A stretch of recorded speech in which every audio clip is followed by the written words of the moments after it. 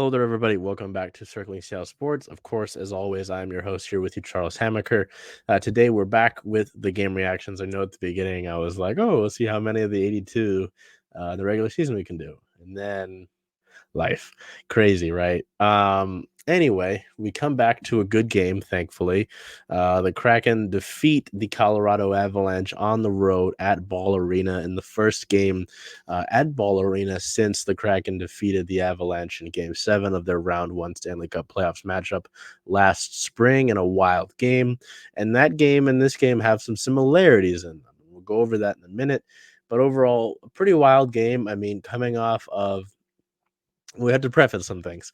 So coming into this game, it's a 2-game road trip, very odd. I mean, November, they got 2 games at home, and then they got these 2 games on the road, and then return for a few games at home. It's a weird stretch. November is a bizarre month for Seattle. A lot of bouncing back and forth on the road, off the road, and such. Regardless of that, it was announced yesterday afternoon slash night, that at the practice that the Kraken had in Colorado, forward and alternate captain Jordan Eberle had suffered a deep cut in his upper leg as teammate Jaden Schwartz had stepped on a puck and lost his balance. So it was a deep cut to his upper leg. And they needed to do MRIs. Ron Francis said that there wasn't gushing, but he's obviously going to feel it. So there was a doctor on Twitter who said, worst case scenario, this affects some muscle tendon, and he'll be out for at least 3 months. And that's a long time, and especially for a little older bit of an older veteran, that's painful. And there was a mystery forward who was also injured as well. So it was like, all right, you already are without Andre Burakovsky. You're already without Brandon Tanev, and there's updates on that. I'll get to that in a minute. Let me get through the Eberle news first.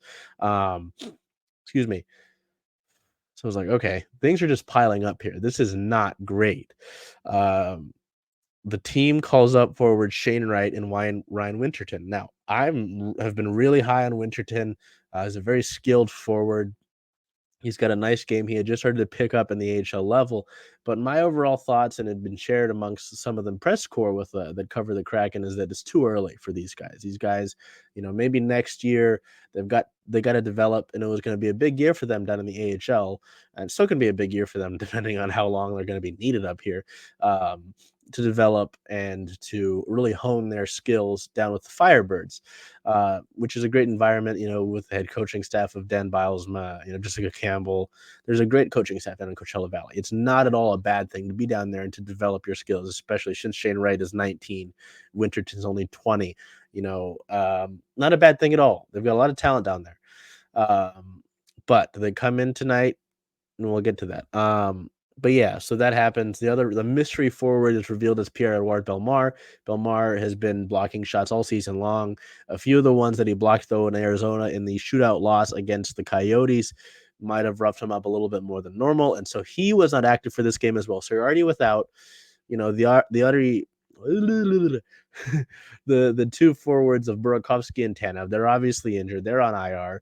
Eberle is going to be out for an extended period of time, to potentially. He's considered day to day. Coach Hackstall said this morning that he didn't say anything for certain, but it sounded like Eberle avoided the worst case scenario, which is that 3 to 4 month, 4 to whatever, long term scenario. Worst case scenario, he avoided that. He's considered day to day. He did not play in this game, though. Bellemare did not play in this game either. Brandon Tanev, he had been skating with the team recently in a red, no touchy jersey, no non-contact jersey. But in the morning skate today, he was out of that. He was in a normal sweater. So we'll see. Hextall said there was nothing imminent, didn't give timeline, whatever. But that's obviously a step forward in his progress. So no Tanev, no Burakovsky, no Eberle, no Bellemare. Shane Wright and Ryan Winterton slot in. They join Devon Shore on the fourth line. It's Shore, Wright, Winterton. Ty Cartier moves up to the second line with Alex Wenberg and Jaden Schwartz. So Schwartz, Wenberg, Cartier. And outside of that, things are normal. that fourth line performs pretty well. Winterton and Wright did not look phased by the moment. They did not look like they were out of place. They look good in this game. So that was great to see. Seattle wins 4-3. We'll get over into the actual game itself now. Seattle ends up blowing two-goal leads in this game. We've talked about that on the past road trip that we did do the game reactions for. Seattle blowing the two-goal leads. That happened in this game as well. Seattle did have to stop some shots early on. Good activity from that fourth line, as I mentioned. They looked good from the jump. They didn't really necessarily take time. Winterton found Devon Shore up the ice for a nice, dangerous chance in the low slot, but was unable to beat goaltender Ivan Prostorov. Prosvetov. Sorry. Jaden Schwartz scored the first goal of the game as Mikko Rantanen had lost his stick, giving him just enough time to beat Prosvetov cleanly up top corner. Never was really able to get his stick side up with either his blocker or his stick to block that shot. So he continues his point streak to 8 games. Oliver Bjorkstrand doubles the lead and gives the Kraken, 2-0 advantage after being knocked down on the play. It was a little bizarre. Got knocked down on the play. Jamie Alexiak found him eventually once Bjorkstrand had gotten back up and had enough open space to snipe one past Prosvetov stick side, blocker side, and double the lead. Bjorkstrand continues his hot streak. Remember what I just said about Bjorkstrand. As I mentioned, the 2-goal lead's blown. Nearly immediately after, the Avalanche respond with a 2-on-1 goal. Alexiak, after that good play, had been caught up the ice trying to win a board battle behind the Colorado goal. Wasn't able to get back in time. Colorado, with all that speed with some of their top line guys, was able to get a 2-on-1. McKinnon and Byram, I believe it was. I could be wrong about the McKinnon part. Bo Byram ended up scoring the goal, but it cuts the Seattle lead in half. So you're thinking, I don't want the video. I want the numbers. I apologize. Terrible. But yeah, so it's like, all right. This is where the worry crept in a little bit because of the 2-goal leads and because of how much Seattle has struggled with those. It was McKinnon. So McKinnon from Lehkonen finds Byram, puts Grubauer in a 2-on-1 situation. 2-on-1 situation. Will Borgen can only do so much. Byram was left open backside, was able to hammer that one home. The Kraken do get the 2-goal lead back, thanks to Matty Beniers getting on the board for the first time this season on a power play goal. It was a really nice play. Beniers had won a board battle, was able to keep the puck alive, sent it off the boards to Vince Dunn at the point. Dunn gives it to Beniers, who is up near the blue line as well. Beniers goes downhill, is able to beat Prosvetov cleanly, top shoulder, glove side, actually. Not shoulder. I think he actually got him under glove side. Matty Beniers gets on the score sheet in the goal department for the first time this season. Seemed really happy about it. Probably the biggest smile we've seen from him this season. Then again, the 2-goal leads. McKinnon left all alone in the low slot. Excuse me. In the later part of the second period, able to beat Grubauer. And so the 2-goal lead goes down to a 1-goal lead. Now, this is where, if you'll notice, we've mentioned it before. Dave Haxall talks all the time about timely saves. You want to make all these saves, whatever, that's great. But it's in these big moments where the game could turn its head, where these timely saves come into play. And that's what Grubauer did. At the end of the second period, the Avalanche were really, really putting on a push to go ahead and try to get that third goal to equalize, maybe even try to get 2 and get the lead there. But Grubauer was able to make some huge saves at the end of the second period, and keeps it to a 1-goal advantage. Unfortunately, Colorado would get the tying goal as Devon Taves. Nichushkin might have had a tip. We'll see. Nichushkin, it was. Nichushkin got the tip out in front on a screen as from the assist from Taves and McKinnon. Just a tough one here. Taves sends one from the blue line into some traffic. Nichushkin, really nice, essentially a textbook tip in there past Grubauer. In this game is tied at 3-3. In the dying minutes in half a minute, arguably. I think it was 31 seconds left in this game. 32 seconds, I apologize. Oliver Bjorkstrand is able to score his a two-goal game, his second two-goal game in as many times that he's been at Ball Arena. As you remember, he had the two goals in the win against the Avalanche in Game 7 back last year in the playoffs. He gets the game winner off of a rebound after Eli Tolvanen had just kind of sent a puck off of Prosvetov. Um, Bjorkstrand comes around the backside, finds that rebound just sitting right in there in front of him, and is able to score that to get the game winner there. Some big blocks at the end there in the final 30 seconds that Seattle has to make is, I almost said McKinnon. The Avalanche try to get the equalizer, but Seattle walks away with 2 points. They walk away with 3 out of the 4 points on this road trip. Pretty happy with that. We'll look at some of it. Player of the game. I mean, Oliver Bjorkstrand, we're working on a story right now about it, but just I don't know how much he would say that it matters, but being able to have the full offseason here, be fully settled after last offseason where he got traded here from Columbus, had to kind of adjust on the fly and go from there, had that snake bitten part of the season, the beginning of the year where he couldn't score a goal essentially, whether it was pipes and just missing things and coming inches within. Great to see that start here, and Seattle's going to need that, especially with how they started the season. Bjorkstrand just making plays, excellent forward with this Seattle team. Talked about it. Matty Beniers is able to break his goal drought, is able to score here. I think we've talked about this as well. Beniers' game isn't scoring. He doesn't have an elite shot per se. He's not a big scoring volume guy. He's a 200-foot center, and he's been able to play that. In the shootout loss to Arizona, he had the 2 assists. That's big.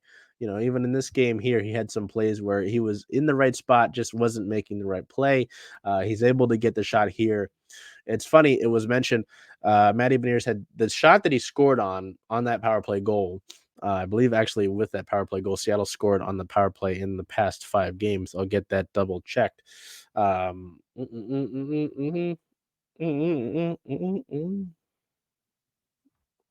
See if I can figure that out. Power play scored a goal for the 5th straight game. Yeah. So the power play is waking up after it was really slow to begin the year and has been slow in the existence of the Kraken. But Beniers had kind of attempted that play where he had gone downhill against Prosvetov twice before in the game, and he hit him twice in the chest. This time he's able to elevate it, sneak it through, and get the big goal there. So that was nice. He's able to snap that drought. Also in a drought, Adam Larson, a top defenseman for the team, had not been able to get on the score sheet until this game where he gets 2 assists. It was kind of weird to see Lars not be able to get those any of the points at all, but he's able to do so in this game. He gets the assist on both Bjorkstrand's goals, both of them the secondary assists. Obviously, that second goal of the game for Seattle, and then the game winner, he gets the secondary helper there. So nice to see those guys both break droughts again. The offense had been weird for Seattle, whether it was generating chances, but them not being enough quality, and just struggling on the power play. So it's nice to see some of these things, especially the drought spray. Grubauer, in his return to Ball Arena, he always seems to take it up a notch. Did hear some grooves on the broadcast, which was funny from the Colorado fans. Not the biggest game. The save percentage isn't great here. 23 saves on 26 attempts. He got laid out. He got aired out on a few of these goals. That 2-on-1 for Colorado's first goal, it's really hard to do that. There, unfortunately, Alexiak gets caught up the ice. On the second one, McKinnon getting left alone in the low slot. That's Nathan McKinnon. That's one of the best players in the world. You cannot leave him alone at all, let alone in the low slot. That third goal, blocked out in front. Excellent tip by Nichushkin. But it's the timely saves. Again, those ones at the end of the second period were very important, very big for Gruby to get, and he was able to do that. Unfortunately, eventually Colorado did get the equalizer, but go to the second intermission having things tied as opposed to having that 1-goal lead might take the wind out of your sail a little bit more, and the rest of the way was able to stop the bleeding from there. So not an outstanding night from Gruby per se, but got the job done. In terms of special teams, the penalty kill had been reeling for a bit. struggled in that game against Arizona. The last time out had really struggled since the Detroit game where they gave up the 3 power play goals in the third period. Maybe finding things a little bit again. Which is interesting to say, considering that 2 of your top penalty killers in Tanev and Belmar are not actively playing right now. So, big effort from the kill tonight, especially considering that dating back to oh shoot, we have a stat on this. I want to get that out. Un momento, por favor. Um, Yes, with the kill. So the Kraken have not allowed a power play goal in the last now 7 games they have played against the Avalanche dating back to January 1st, going now 16 for 16 on the kill during that span. Oof. Coming into this game, Seattle's 88.2% all-time success rate against Colorado on the kill is their 4th best mark against any team, trailing only Montreal, and the Islanders, both of which the Kraken are 100% on the PK against those teams, in San Jose, which the Kraken are 89.5%. So that number will change. Wow. Also, the Kraken have opened the scoring in 10 of the 14 games they've played this season, which is tied. Oh, now better, I guess, in the golden. We'll look at that. Anyway, sorry, I'm looking at more numbers, nerd numbers. Where'd you go? There you are. So yeah, the kill, impressive to see that. This is an Avalanche power. This is an Avalanche team that has seen some change. It's still a very, very talented team. Nathan McKinnon's going to make things a problem for you no matter what. You look at Nichushkin, Bowen Byram's a good young defenseman. Devon Taves. I mean, I think he's got new dad strength. I think he recently became a father, so that doesn't help. But happy with it. 1 for 4 in the power play. The power play has been, I talked about it, 5 straight games with a power play goal. That's much better than where this team was to begin the season, and it's pretty good for this team in general, considering, again, in the 3 years of existence, they've never really had a consistently good power play, or at least power play numbers. So solid with that. But we look at the stats here. You look at those stats, and we'll look at some of the advanced stats here. Shots on a goal, Seattle 2 less than Colorado. Colorado has 26. The Kraken have 24. Despite, I would argue that the Avalanche have the better offense. I think nobody would argue against that. Seattle had the better shot quality with 2.8 compared to 2.6 as measured in expected goals. In terms of 5-on-5 offense, the numbers are interesting here. Same percentage of puck in the ozone for both teams. The Kraken had better high danger chances. The teams had same number of turnover chances. In terms of 5-on-5 offense, the Avalanche had 11 more shot attempts than the Kraken did in 5-on-5 offense, which is interesting. 5-on-5 defense, really liked this from Seattle. Entry denial, better for Seattle. Zone exit percentage, better for Seattle. Don't like, though, the 5-on-5 defense, the puck battle win percentage. Colorado wins this one 71%-29%, which is, that could have been bad. So, yeah. So, not a dominating game in any way, shape, or form for the Kraken, but they were able to be resilient. They were able to put the pressure on Colorado. This sort of team that we saw in tonight's game with Winterton, with Wright in the game, not having, obviously not, again, without Burakovsky and without Tanev, without Eberle and without Belmar, were able to be resilient. They were able to forecheck. They were able to put the pressure on their opponent, a good opponent in Colorado, and they come out with the 2 points. That's impressive. That's the Kraken that we came to see last year, and that's what you're looking for, obviously, with the expectations that have been around this team and that were set by this team, considering the Stanley Cup playoffs run that they made last season. So really happy with that. Happy with 3 points out of the 4 on the road trip. You will take that, absolutely. You'll have to see this Avalanche team again on Monday, but happy with this, and hoping that Tanev maybe is nearing a return, hoping that Eberle isn't out for months, let alone weeks, and hoping the same for Belmar, hoping he's able to heal up. So next game is in a few days. The Kraken are back at Climate Pledge Arena. They play an Oilers team that struggled to start the season. The Kraken have struggled to start the season, but so have the Oilers. They have 2 of the best players in the world, obviously, in Connor McDavid and Leon Draisaitl. Goaltending has struggled for them. Jack Campbell was placed on waivers and sent down to their AHL affiliate, the Bakersfield Condors. In 11 shots, Jack Campbell had allowed 3 goals down in the AHL. So, yeah, goaltending is a struggle for Edmonton. They just lost tonight to the San Jose Sharks. So, not great. This has trap game all over it. Got to keep care of business. It'll be great to see Ryan Winterton play his first regular season game at home in this one. First regular season game ever at home, not first regular season game at all at home. See, you get what I'm trying to say. Shane Wright makes a homecoming, so big one here. Again, hoping to hear better news on Belmar, Eberle. We'll see, but overall, feelings are good after this one. You feel a little bit good in heading into this game against the Oilers, considering their struggles as of late, but don't want to fall back on that. So, until we see you next time, take care of yourselves, be well, do whatever you can to make today a great day. See you later.